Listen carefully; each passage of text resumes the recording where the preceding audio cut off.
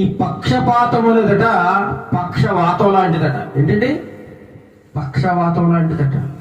ఇది నేనన్న మాటలు కాదు, కానీ ఒక గొప్ప దైవభక్తుడు, ప్రార్థనాపరుడు, దేవుని సేవకుడు పలికిన మాటలు. పక్షవాతానికి మందుంది కానీ పక్షపాతానికి మందు లేదట.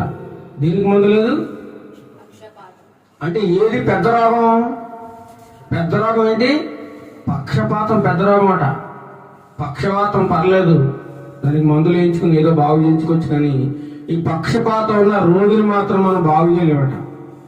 ఇది చాలా ప్రమాదకరమైన రోగం అంటది పక్షపాతం. ఇందుకే పక్షపాతం అంటే ఏమిటి అనేది మనం చూద్దాం. పక్షపాతం అనగా వ్యత్యాసం చూపడం అట. ఏంటి వ్యత్యాసం అనగా తేడా చూపడం.